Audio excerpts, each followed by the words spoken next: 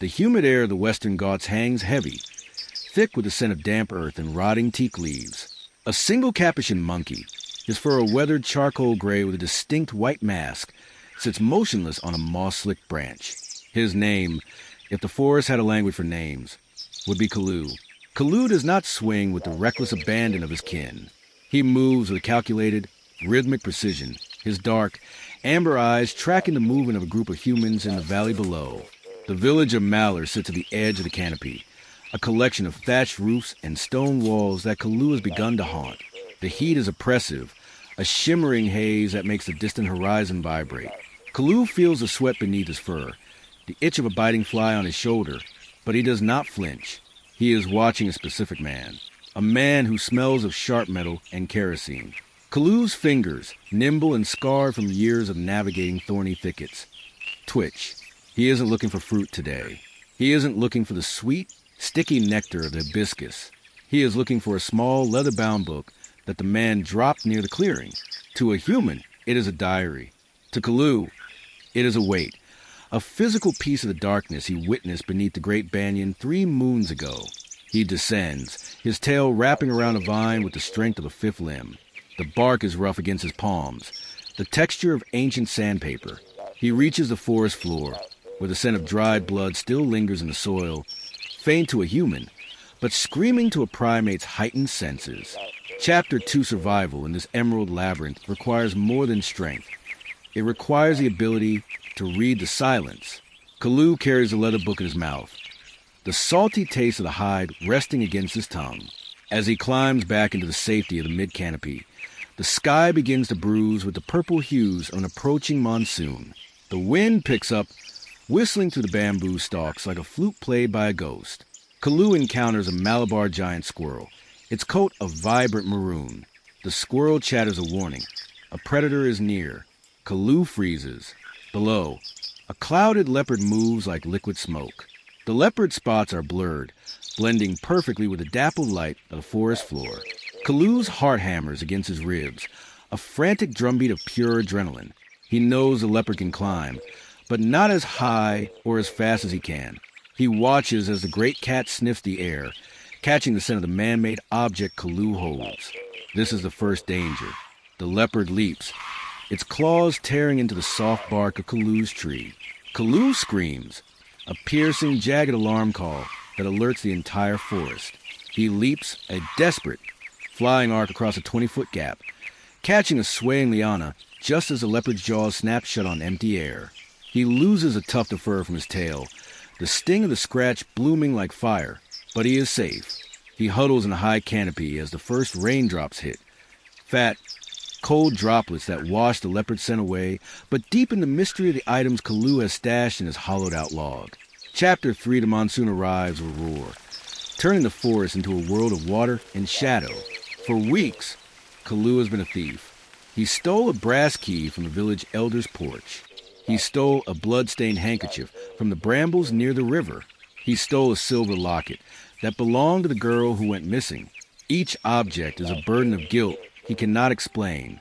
He feels a strange, heavy pull in his chest, a primate's version of grief. He remembers a girl.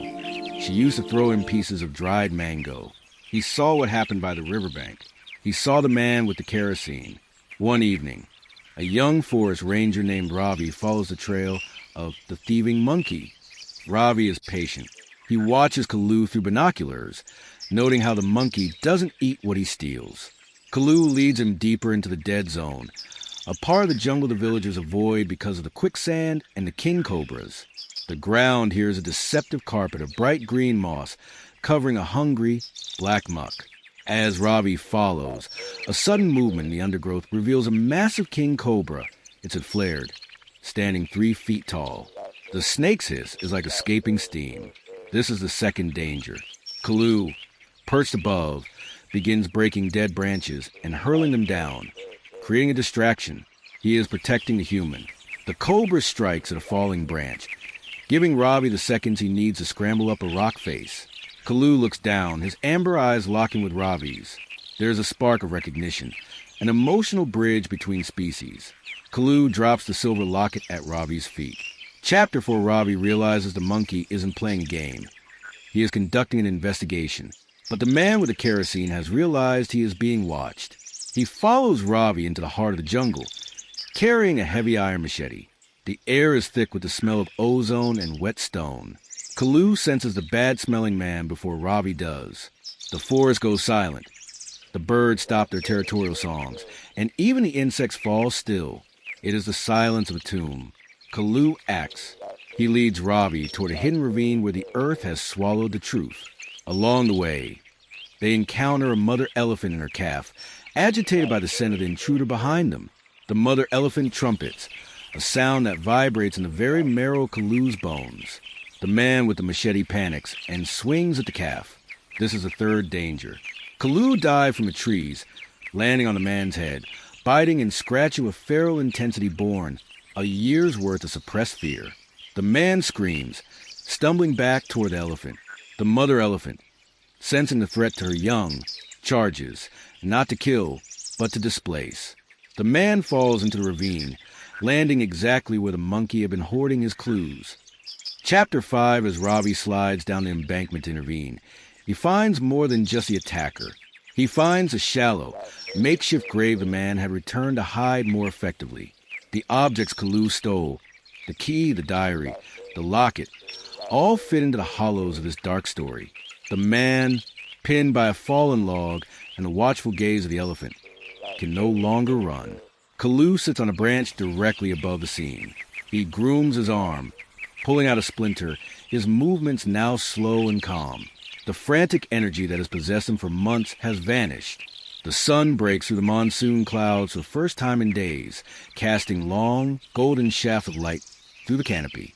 It illuminates the scene, the ranger, the criminal, and the witness. Ravi looks up at Kalu and offers a low, respectful whistle. Kalu doesn't approach.